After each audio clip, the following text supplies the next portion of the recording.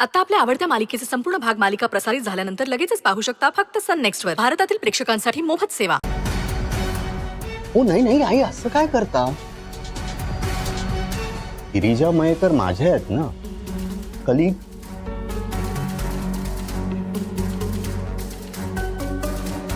Head nurse आहेत आमच्या हॉस्पिटलमध्ये.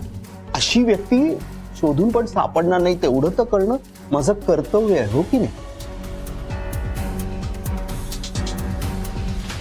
गौरव, बायला डबा दिला का रे? हो. तू परत कसा काय आला? अगं ते वॉलेट आणि आय कार्ड राहिलं होतं घरी, ते घ्यायला आलो होतो.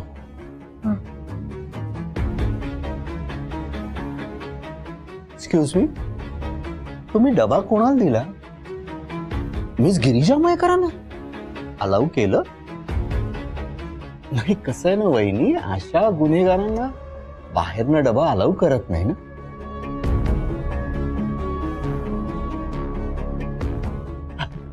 पण आई, एका अर्थी बरं झालं नाही का? घरचं जेवण मिळतंय त्यांना. नाहीतर काय होतं, शरीराची हेळसांड होते ना, म्हणून. जेलमधलं खाणं पचेल नाही पचेल, आजारी पडतील म्हणून म्हटलं, बाकी काय. खरं सांगू का, मी हे सगळं ऐकून शॉक्टच झालो.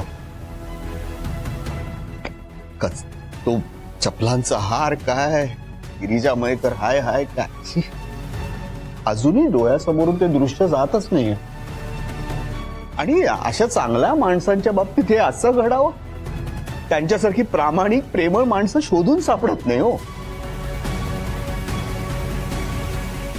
नियती हो, बाकी काही नाही. मी तुम्हाला सांगू का, माझ्या बरोबर पण एक असाच प्रसंग झाला होता. कोणतरी नगरसेवकाचा मुलगा होता, त्याच्या डोक्यात बॅट घातली कोणीतरी आणि हॉस्पिटलमध्ये आले. मी प्रामाणिकपणे ट्रीटमेंट दिली, पण त्यांना वाटलं मी चुकीची ट्रीटमेंट देतोय. मिस गिरिजा मयेकरांचं सुद्धा मिसअंडरस्टँडिंग झालं. त्यात पोलीस येणार होते हो माझ्या दाराशी.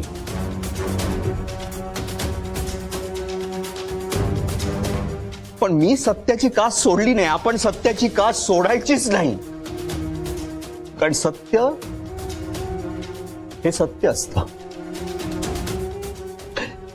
मी ना देवाला विचारणार आहे, देवा, तू अशा चांगल्या माणसांबरोबर का निष्ठुर वागतोयस?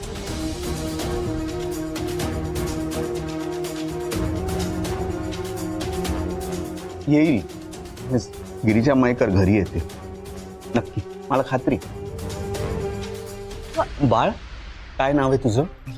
हे बघ, मी बोलायचं म्हणून बोलत नाहीये, मनापासून सांगतोय. कुठलीही मदत लागली म्हणजे या शहरातला सर्वात चांगला वकील पाहिजे ना, मला सांगायचं.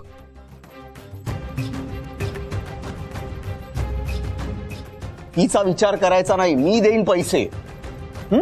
निसंकोचपणे मला फोन करायचा, कळलं? सर,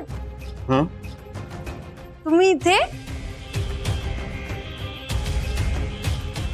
अहो, पेशंट कमी होते, म्हटलं मिस गिरिजा मयेकर कशा आहेत त्या विचारूया. आणि आईंची पण तब्येत बरोबर नसते. अभ्यास कसा चालू आहे? सर, सुरू आहे, बरा सुरू आहे. काहीही डाऊट असेल तर मला फोन करा. हो सर. हा, असा विचार करू नका 12 वाजलेत, रात्रीचे असो दिवसाचे असो, मी अवेलेबल असणार आहे तुमच्यासाठी 24/7. रादर तुमच्या सगळ्यांसाठीच. चांगले मार्क मिळवायचेत ना आपल्याला? हो. आणि थँक्यू सो मच. का? त्या दिवशी तुम्ही नसता ना, तर मी एक्झाम देऊच शकले नसते. तर मी काय केलं? नाही सर, त्या सिच्युएशन मध्ये तुम्ही किती मोटिवेट केलं मला.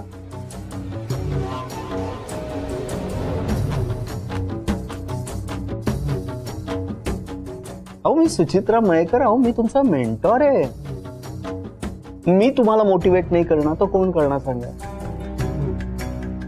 हा, त्या दिवशी मी जे काही बोललो ते एका मित्राच्या नात्याने बोललो आणि छान अभ्यास तुम्हीच केला होता, त्यामुळे हे शक्य झाले. हो नाही सर, पण त्या परिस्थितीत किती कॉन्फिडन्स दिला तुम्ही मला, म्हणून मी एक्झाम देऊ शकले आणि हे सगळं करू शकले.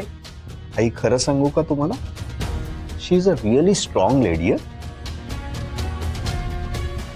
अहो आई, यांची किती मी तारीफ करू सांगा बघू, म्हणजे माझ्याकडे शब्द नाही येत वहिनी.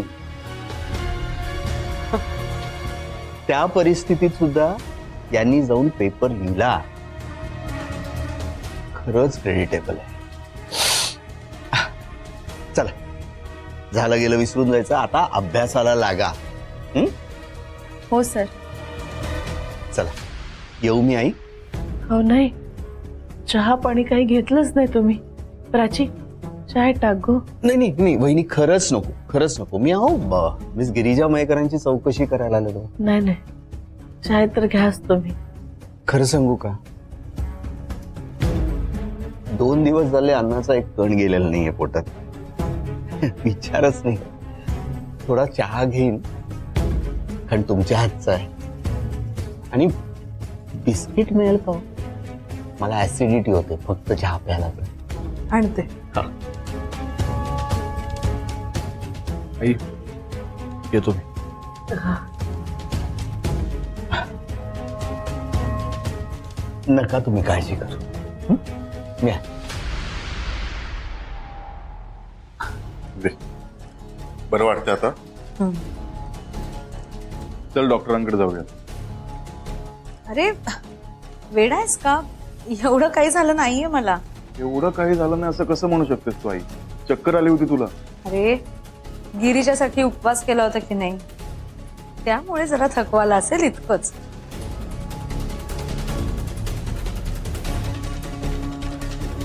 बरं, तू गिरिजाला भेटायला जा. बरं जा जा, आई खरंच जा बाळा.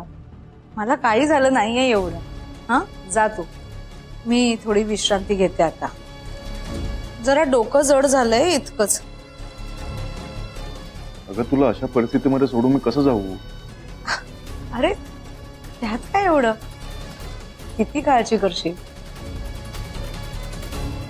आणि काव्य आहे ना माझी काळजी घ्यायला. तू नको काळजी कर. काव्या, मला एक ग्लास लिंबू सरबत देशील प्लीज? ऑफकोर्स. नाहीतर असू दे, मीच करते. अगं आई